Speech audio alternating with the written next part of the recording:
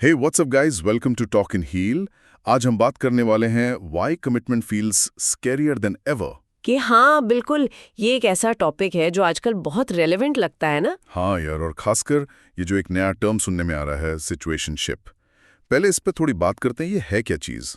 हाँ, सिचुएशनशिप मतलब ये कैजुअल डेटिंग से तो ज्यादा है, पर एक प्रॉपर कमिटेड रिलेशनशिप से कम, एक बीच की जगह।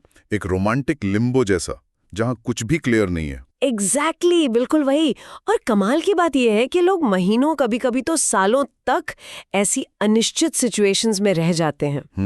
तो ये सिर्फ डेटिंग का कोई नया फैंसी वर्ड नहीं है, इसके पीछे कुछ गहरा चल रहा है। बिल्कुल, ये सिर्फ एक शब्द नहीं है, ये असल में दिखाता है कि कैसे हम इमोशनल वल्नरेबिलिटी से, मतलब भावनात्मक रूप से खुलने से और लॉन्ग टर्म कमिटमेंट से थोड़ा कतराने लगे हैं।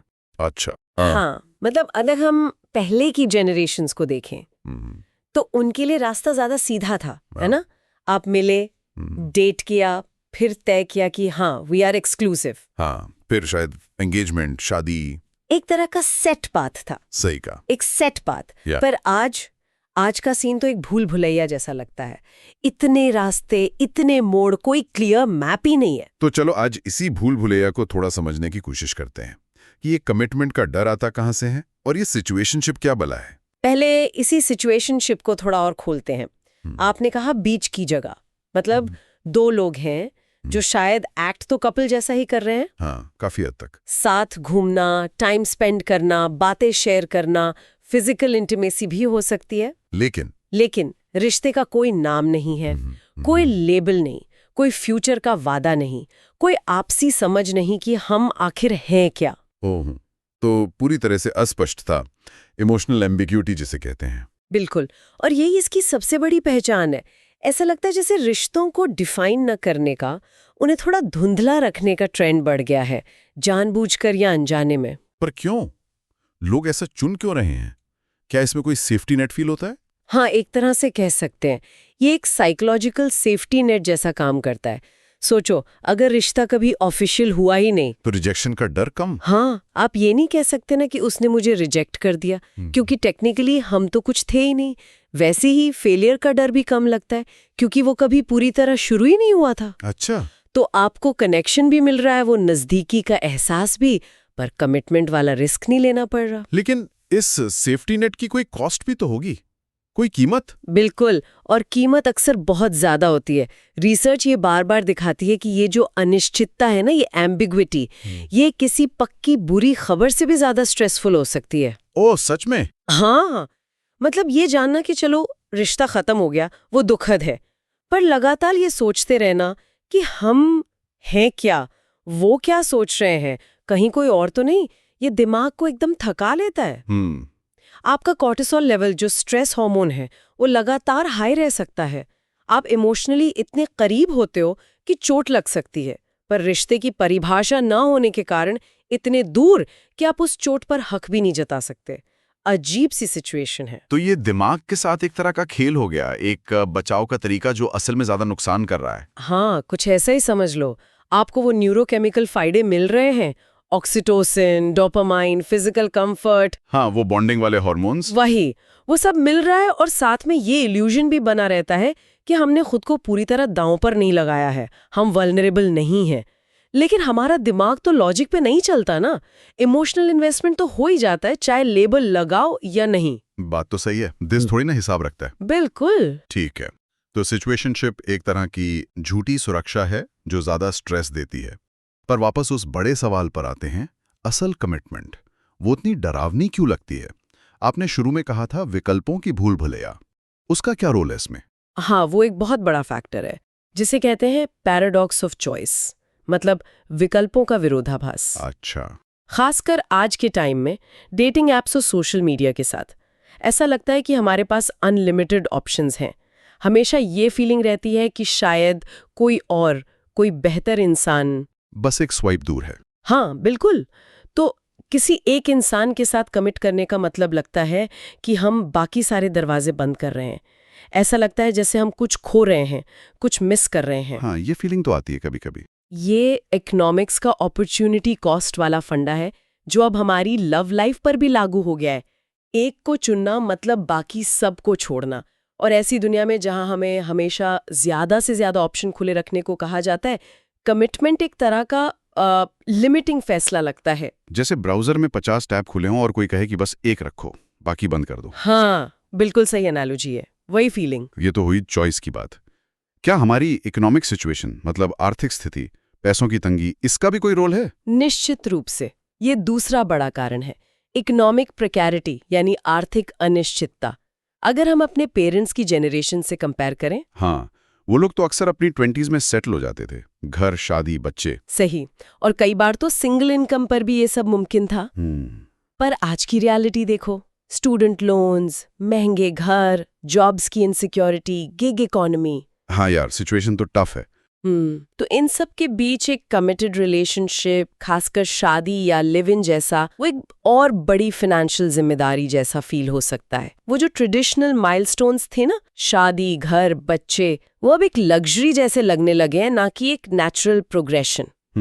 तो जब बेसिक जरूरतें पूरी करना ही चैलेंजिंग लग रहा हो, तो किसी और के साथ पूरी जिंदगी जोड़ने का कमिटमेंट एक एक्स्ट्रा बोझ या रिस्क जैसा लग सकता है। बात तो है। अच्छा, इकोनॉमिक प्रेशर के अलावा क्या हमारे बड़े होने के तरीके में भी कुछ बदला है? आजकल लगता है जैसे अडल्ट बनने की उम्र ही बढ़ गई है, वो जो एक्सटेंडेड एडोलेसेंस वाली बात होती है। हाँ, ये तीसरा पॉइंट है, खुद को खोजना, आइडेंटिटी बनाना, करियर सेट करना।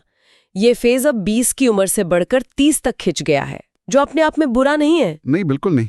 लोग ज़्यादा टाइम ले रहे हैं खुद को समझने के लिए। सही, लेकिन इससे एक अजीब सा टेंशन पैदा होता है। वो टेंशन ये है कि हम शायद इमोशनली और फिजिकली तो सीरियस रिलेशनशिप के लिए रेडी फील कर रहे हों, राइट, लेकिन सोसाइटी के जो रेडीनेस के स्टैंडर्ड्स हैं, करियर में सेटल होना, फाइनेंशियली स्टेबल होना, उन पर हम खुद को रेडी नहीं मानते।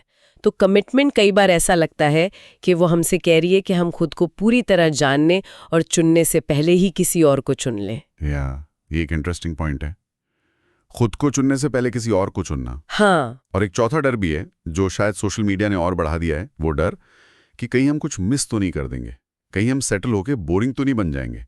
आपने कहा था फियर ऑफ फोरक्लोज पोटेंशियल। हाँ, संभावनाओं के खोने का डर, ये आजकल बहुत कॉमन है। एक कल्चरल एंजाइटी है कि कहीं एक रिश्ते में बंद कर हम साधारण न हो जाए। सोशल मीडिया हमें लगातार क्या दिखाता है? Exciting life, adventure, travel, achievements. Exactly.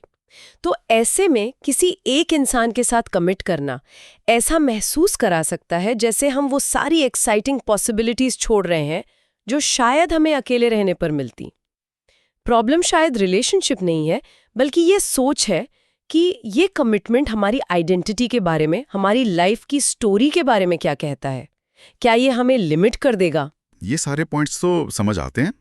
इन सब के अलावा टेक्नोलॉजी का क्या रोल है? डेटिंग एप्स की बात तो हुई, पर ओवरऑल टेक्नोलॉजी ने रिश्तों को कैसे बदला है? बहुत गहराई से बदला है। एक तो वो कांस्टेंट कनेक्टिविटी वाला पैराडॉक्स है, हम फोन से अपने पार्टनर से हमेशा जुड़े रह सकते हैं। हाँ, 24/7। लेकिन यही चीज कई बार गहरे कनेक्शन को रोक सकती है। डीप फेस टू फेस बातें अक्सर टेक्स्ट मैसेज से रिप्लेस हो जाती हैं। रियल लाइफ शेयरिंग की जगह इंस्टाग्राम स्टोरीज ले लेती हैं। हाँ, वो तो है। सब कुछ थोड़ा सुपरफिशियल हो जाता है। और डेटिंग एप्स ने तो, जैसे हमने कहा, एक कंज्यूमर माइंडसेट ला दिया है। लोग प्रोफाइल बन गए, स्वाइप लेफ्ट, स्वाइप राइट। जब अगला मैच इतना आसान है तो किसी रिश्ते की मुश्किलों पर काम करने का मोटिवेशन कम हो जाता है। तुरंत दूसरा ऑप्शन देख लो। हाँ, और एक और बात है, हम शायद पहली जनरेशन्स हैं जो अपने रिश्ते एक परमानेंट पब्लिक रिकॉर्ड में जी रहे हैं। मतलब सोशल मीडिया पर। हाँ, फर्स्ट डेट, एनिवर्सरी, वेकेशन, रोज की छोटी छोटी बातें, सब कुछ डॉक्यूमेंट हो रहा है, टैग हो रहा है, शेयर हो रहा है। तो रिश्ते को ऑफिशियल बनाना सिर्फ उस इंसान से कमिट करना नहीं रह गया है, बल्कि पूरी दुनिया के सामने ऐलान करना बन गया है। बिल्कुल, एक प्राइवेट एक्ट अब पब्लिक परफॉर्मेंस बन गया है। इससे प्रेशर और एक्सपेक्टेशंस और बढ़ जाते हैं। ये सब तो बाहरी फैक्टर्स हो गए। अगर हम थोड़ा अंदर झांकें साइकोलॉजी की तरफ, अटैचमेंट थ्योरी का नाम सुना है? क्या उसका कोई कनेक्शन है इससे? अरे, एडल्ट रिलेशनशिप्स को बहुत इफेक्ट करती है, और सिचुएशनशिप का बढ़ना कहीं ना कहीं एंग्जायश अवॉइडेंट ट्रैप से जुड़ा हो सकता है। एंग्जायश अवॉइडेंट ट्रैप, ये क्या होता है? इसमें अक्सर ऐसा होता है कि एक पार्टनर जिसका अटैचमेंट स्टाइल एंग्जायश है, वो रिश्ते में ज्यादा क्लोजनेस, क्लैरिटी, रीअश्योरेंस चाहता है। उसे डर लगता है कि पार्टनर छोड़ ना दे। ओके। और दूसरा पार्टनर जिसका स्टाइल अवॉइडेंट है, उसे ज्यादा क्लोजनेस या कमिटमेंट से घुटन महसूस होती है। वो इमोशनल दूरी बनाए रखना चाहता है, इंडिपेंडेंस चाहता है, डिपेंडेंसी से डरता है। तो एक को पास आना है, दूसरे को दूर जाना। हाँ, और सिचुएशनशिप इन दोनों के लिए एक अजीब सा अनस्टेबल बैलेंस बन जाती है। एंग्जायश वाले को इतनी उम्मीद और कनेक्शन मिलता रहता है कि वो छोड़ नहीं पाता, और अवॉइडेंट वाले को इतनी स्पेस और आज़ादी मिलती रहती है कि वो पूरी तरह भागता नहीं।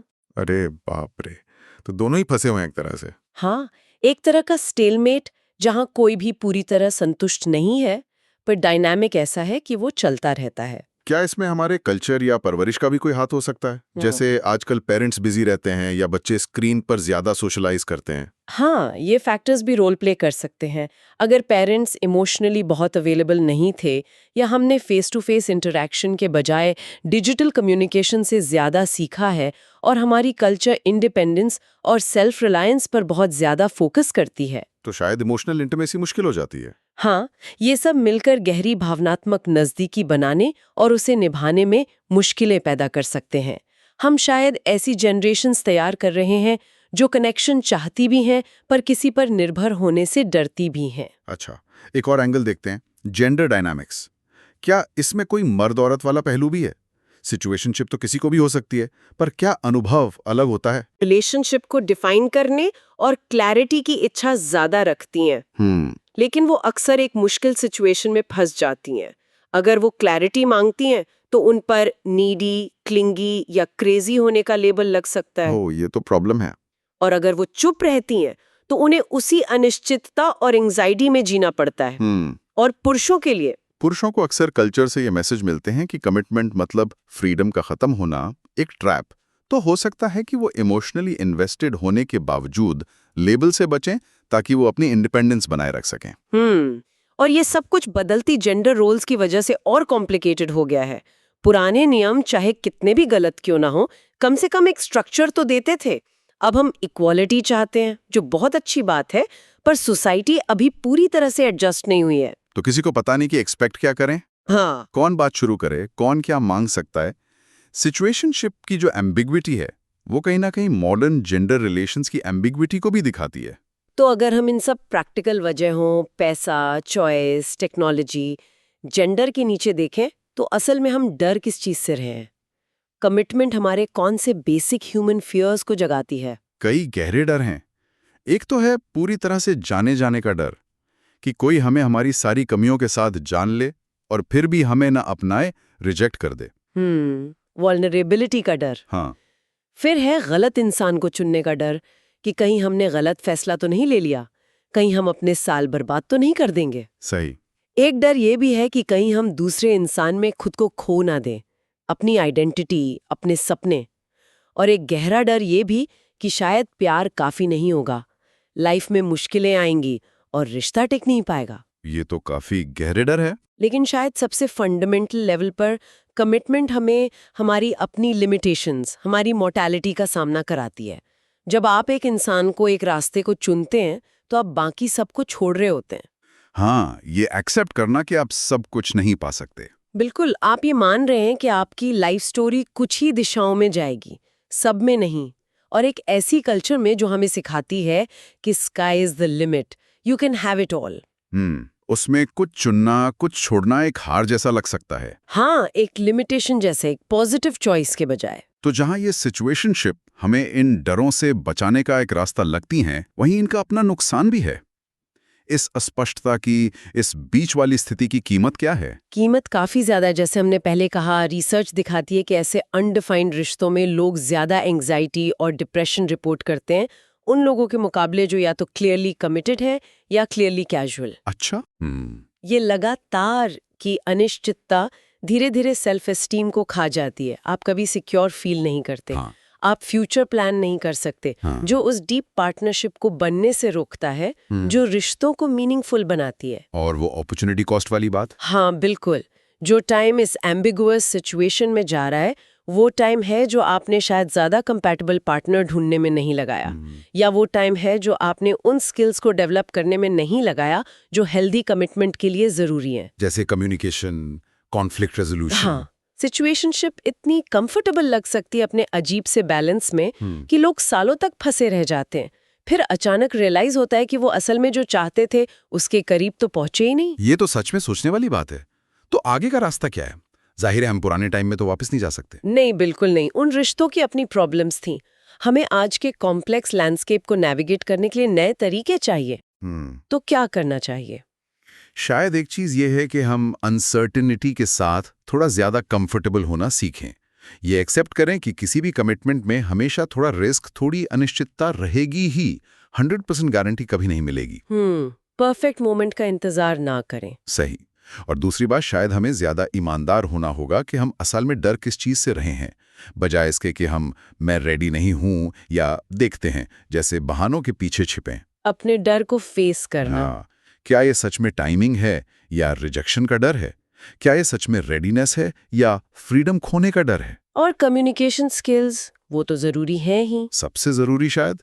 अगर हम अपनी जरूरतें, उम्मीदें, डर और बाउंड्रीज क्लियरली और रिस्पेक्टफुली कम्युनिकेट ही नहीं कर सकते, तो हम ऐसी सिचुएशंस में फंसते ही रहेंगे जो किसी के लिए भी अच्छी नहीं है। हाँ, वो मुश्किल बातचीत करनी ही पड़ेगी। हाँ, वो ऑकवर्ड कॉन्वर्सेशन शायद महीनों की एंजाइटी से कम दर्दनाक हो।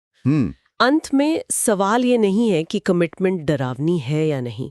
वो हमेशा से थोड़ी डरावनी रही है क्योंकि उसमें खुद को वल्नरेबल बनाना पड़ता है। असली सवाल ये है कि क्या हम उस डर को महसूस करने और फिर भी हिम्मत करके आगे बढ़ने, कनेक्ट करने, रिस्क लेने को तैयार हैं, या क्या हम ऐसे कॉम्प्लेक्स रिश्ते बनाते रहेंगे जो हमें उसी इंटीमेसी से बचाने के लिए बने हैं जिसे हम कहते हैं कि हम चाहते हैं। वाह। सिचुएशनशिप असल में एक गैम्बल है, एक दाव कि हम वल्नरेबिलिटी के बिना कनेक्शन पा सकते हैं, और ये दाव लगता है हम सब हार रहे हैं। Okay, so we hope you liked our today's discussion. For more such discussions, subscribe to our channel, Talk and Heal. See ya!